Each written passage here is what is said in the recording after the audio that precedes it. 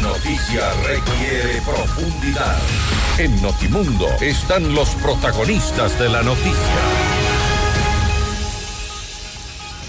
A esta hora hacemos contacto con la doctora Mariana Yumbay, asambleísta por Pachacuti. La eliminación del subsidio al diésel. ¿Qué dice el movimiento indígena y cómo les ha fraccionado también al interior de Pachacuti? Parece que ha tenido sus efectos. Doctora Yumbay, gracias por estar con nosotros. Fausto Yepes le saluda, bienvenida. Muy buenas noches, muchas gracias por la invitación y un cordial saludo también a toda la ciudadanía. Efectivamente, en estos días hemos recibido esta lamentable noticia y decisión del mandatario de eliminar el subsidio al combustible, en este caso al diésel. Ese es un golpe a todos los bolsillos del pueblo ecuatoriano, afecta a todas las familias, a los campesinos, a los transportistas del sector público, del sector comunitario, a todos los agricultores, a los emprendedores. En sí, esta medida va a golpear y va a profundizar la pobreza, la desigualdad y la injusticia. Y lamentablemente vemos que el mandatario no está pensando en los 18 millones de ecuatorianos y de ecuatorianas, no está pensando en aquella familia que no tiene ni empleo y que no tiene ni siquiera el sueldo básico como para garantizar la alimentación diaria, no está pensando en los jóvenes que están en un completo desempleo y así sucesivamente podríamos ir enumerando, pero nos parece una decisión totalmente neoliberal y que claro, vemos que está lamentablemente cumpliendo a cabalidad con las condiciones impuestas por el Fondo Monetario Internacional. No obstante, para estos días desde el anuncio el pasado viernes de esta medida hubo reacciones iniciales por parte del sector de los transportistas. Inicialmente muchos plegaron a una medida de paralización, anunciaron, advirtieron, otros se hicieron para atrás, hubo diálogos, conversaciones. Esto no ha ocurrido necesariamente con el sector indígena. Pero, ¿cuál será la posición de aquí en adelante, tomando en cuenta todas estas afectaciones que usted considera y se ha dicho desde el movimiento Pachacuti, inclusive que analizan algún otro tipo de medida? ¿Cuál será la posición en adelante? La medida se ha dicho desde el gobierno que no la van a revertir. Bueno, hay ciertos sectores del transporte que desafortunadamente, bueno, ellos a lo largo de la historia, desde que me acuerdo cuando se pretendía eliminar los subsidios o incrementar el precio de los combustibles, el pueblo ecuatoriano, los más pobres, los indígenas, campesinos, nos levantábamos, pero ellos se sentaban rápidamente con el gobernante y acordaban, aceptaban cualquier condición y resulta que se levantaban del paro, ¿no es cierto? Eso ha ocurrido a lo largo de la historia. En ese marco, desde el movimiento indígena, lo que va a ocurrir es que el día de mañana la CONAI ha convocado a toda su estructura a una asamblea extraordinaria donde se congregarán todas las provincias, todas las organizaciones y en ese espacio tomarán las correspondientes decisiones. El decir también, se han activado varios sectores, incluido los sectores de las universidades, también la ciudadanía en las distintas provincias. Yo creo que, no es solo el movimiento indígena el que va a ser afectado, sino todos los sectores, como acabo de señalar. De manera que mañana en la tarde conoceremos las decisiones adoptadas al interior de la CONAI y, claro, se va a seguir también realizando asambleas al interno de las estructuras organizativas. Ha ocurrido ya con Pachacuti, 6 de los asambleístas expulsados, usted ha reconocido, se quedan con 3 en la Asamblea Nacional oficialmente y esto ha debilitado, no es una fricción que ocurre hoy por hoy, ocurrió en el gobierno anterior, ha ocurrido ya en las últimas gestiones de la Asamblea Nacional. ¿Esto no podría traducirse también en algo macro, quizá a nivel del movimiento indígena, tomando en cuenta las posiciones divididas que existen dentro? Efectivamente ganamos en las elecciones 9 curules, sin embargo el primer día, el 14 de mayo, ya solo llegamos 3 junto al movimiento Pachacuti.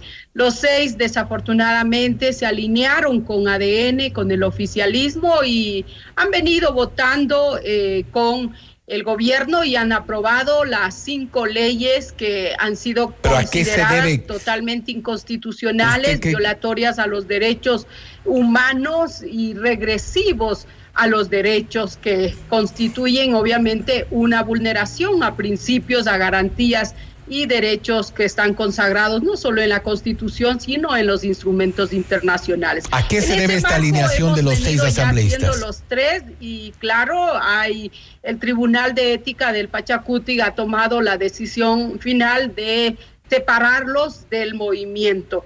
Por todas esas acciones, y siempre he señalado que cada uno es responsable de sus acciones y por las acciones también hay consecuencias.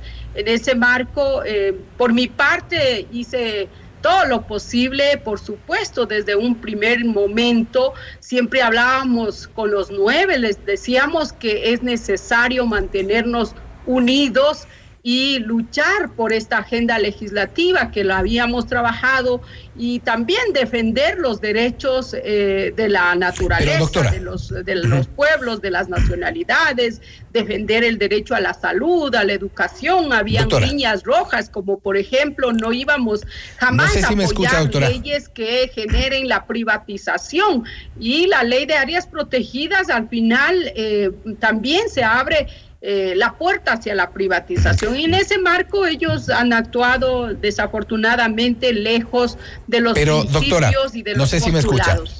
No sé si me escucha, doctora. ¿A qué se debe, cree usted, esta alineación de los 6 asambleístas con el gobierno? Para mencionar algunos a quienes nos escuchan en este momento, por ejemplo, estamos hablando de Carmen Yolanda Tiupul, de Rosa Baltazar, de Segundo Choro Ducci, Edmundo Cerda, José Luis Nango, José Fernando Nantipia. Son los 6 asambleístas que han votado con el gobierno. ¿Por qué cree usted que se les descarrilaron? Yo creo que es evidente que deben ser por los espacios que les han concedido, ¿no es cierto? ¿Cuáles? Que es por la vicepresidencia, por la presidencia de las comisiones, otras vicepresidencias, y habrá que averiguar qué más se les ha entregado. Asumo que debe ser por ahí, porque de ahí pensar que ha sido por una agenda legislativa o por algunos temas que realmente van a mejorar la vida de todo el pueblo ecuatoriano, no creo. Por ejemplo, hubiese sido bueno que uno de los acuerdos sea que no se suba o no se toque el subsidio al diésel, o que se plantee que se declare en estado de emergencia el sector salud, teniendo en cuenta que ya estos 2 años salud viene atravesando una crítica situación, y así sucesivamente, pero lamentablemente no se ha visto aquello. Así que habrá que averiguar qué más, a cambio de qué o por qué se alinearon. Usted está insinuando, usted está diciendo que vendieron su conciencia. Bueno, yo no sé si se traduce en vender la conciencia, pero lo que hemos visto, si lo hicieron a cambio de algo, pues que están en esos espacios, es lo que queda, ¿no es cierto? Si lo hicieron a cambio de algo, como usted dice, pues básicamente es lo que queda de la interpretación. Bueno, eso habrá que averiguar qué más, no sé qué es lo que, a cambio de qué se desalinearon del movimiento Pachacuti, y más allá del movimiento, de los principios, del postulado, de la agenda legislativa. Eso habría que averiguar, pero hasta dónde hemos podido ver es los espacios, claro, ahí está en la vicepresidencia y otros cargos que tienen los demás asambleístas, ¿no es cierto? Una vez que se tomó, asumo que eso debe ser los acuerdos. Una vez que se tomó esta decisión el pasado viernes, vino el segundo paso, el presidente despachando desde la gobernación del Cotopaxi. ¿Cómo recibe usted este mensaje? Terrible, se va a un territorio donde hay muchísima pobreza. A mí me hubiese gustado que vaya allá, pero empiece a resolver la pobreza que existe en la provincia de Cotopaxi, ¿no es cierto? Y que es la provincia que también le dio el triunfo. Para eso que se traslade allá está bien, pero irse solo para generar o para desafiar a los compañeros indígenas que viven allá, compañeros campesinos que están indignados con estas políticas totalmente neoliberales, me parece terrible. ¿Usted cree que fue un acto de provocación? Que regrese rápido a Carondelet y se ponga a trabajar y resolver los problemas que está aquejando a todo el pueblo ecuatoriano, y que derogue ese decreto con el cual va a asfixiar y llevar a la profundización de la pobreza de las familias ecuatorianas. ¿Cree que fue un acto de provocación? Lo vería así, si no, ¿por qué? Porque yo no veo nada que tal vez, yo diría, valoro que esté allá si es que ya hubiese dado el primer paso de decir, voy a entregar tanto de recursos económicos para resolver la pobreza, la desnutrición, que allá también hay un alto porcentaje, o tal vez algunos otros proyectos, ahí hay varios proyectos de riego, entre otros, que diga, voy a asignar recursos para estos temas, bien, pero si se va solo para incitar o decir aquí estoy y que salgan, no me parece. O sea, él debe ubicarse. Yo considero que él tiene que ubicarse y entender que es el presidente de la República del Ecuador, y en ese marco tiene que empezar a gobernar para todos, y no caminar provocando con estas acciones que terminan al final deslegitimando su labor, porque mire, estamos con más de 2 años de gobierno y resulta que no hay una obra emblemática. Al contrario, yo puedo hablar de mi provincia, una obra que desafortunadamente, bueno, ofreció el señor expresidente Lasso, que no lo empezó, se empezó recientemente y resulta que ahora está paralizado, a medio hacer. ¿A qué obra se refiere? Esos son los temas que debería empezar a resolver, y de estos hay muchos en todo el país. ¿A qué obra se refiere? El paso lateral de Guaranda. El paso lateral. Es una obra que estaba, supuestamente ya debería haberse concluido, y resulta que nada de eso ha ocurrido y ahora está paralizado. Hemos pedido respuesta al ministro de Transporte de Obras Públicas y hasta ahora no se nos ha dicho qué es lo que pasa y cuándo se va a retomar y por qué se ha paralizado esta obra, la única que podríamos decir que es de este gobierno. Doctora Yumbay, ayer en entrevista en este espacio, Antonio Ricaurte, analista político, él en concordancia con las acciones del gobierno daba su interpretación respecto de la instalación del despacho del presidente de la República en Cotopaxi para esta semana. Esto fue lo que dijo y quisiera que lo comente enseguida. Es Antonio Ricaurte, analista político. Indígena. Ojo, que el movimiento indígena vive de la victimización. A ellos les encanta que les repriman, que les disparen, que haya heridos, que les metan presos, que les boten bombas lacrimógenas. Ahí viven, ahí descansan, ahí renacen. Pero no se puede tampoco. No tiene que pararles bola. No se puede. Esa es una lectura de alguien que está viendo desde la posición, digamos, del gobierno, apoyando lo que ha hecho el gobierno en esta semana. Me apena muchísimo escuchar este pronunciamiento. Y él fue miembro de Pachacuti, ojo.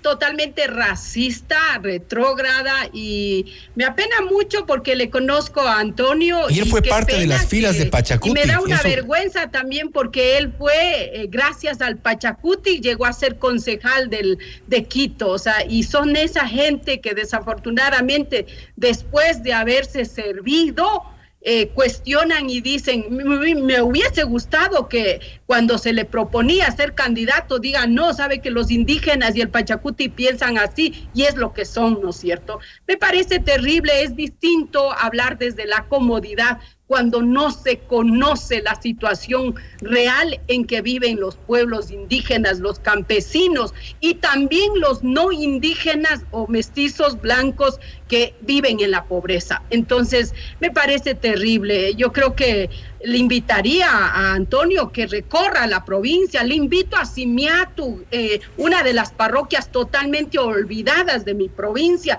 para que vea cómo se vive allá y no hablar desde la comodidad.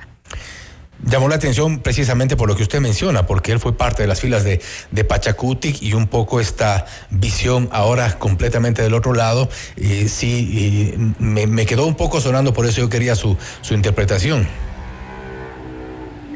Sí, es muy triste que Pachacutic haya cometido un sinnúmero de errores y horrores, trayendo gente que después lamentablemente escupen a quien les dio la posibilidad de llegar a ser autoridades. Ahí están. Ojalá de esto podamos aprender al interior del movimiento Pachacutic y también del movimiento indígena. A veces se les deja entrar a cualquiera y ahí está. Lamentablemente ellos están acomodándose por todo lado y veo que ahora está muy cómodo defendiendo a este gobierno de derecha, porque es lo que demuestra con sus acciones a lo largo de este tiempo. Doctora Yumbay, nuevamente gracias por su tiempo, gracias por haber estado con nosotros. Igual estaremos pendientes, es importante también cualquier decisión que adopten en esta asamblea de la CONAIE respecto a las medidas del gobierno y cuál será también la posición del sector indígena. Nuevamente, gracias por haber estado con nosotros. Muchas gracias a ustedes y que tengan una buena noche. Una buena noche. La doctora Mariana Yumbay, asambleísta por Pachacutic, hablando sobre la eliminación del subsidio al diésel. ¿Cuál será la posición del movimiento indígena? Eso resta verse ya en las próximas horas cuando se dé esta asamblea de la CONAIE. De momento no hay una decisión en firme. Esto es Notimundo Estelar, siempre bien informados. Usted está escuchando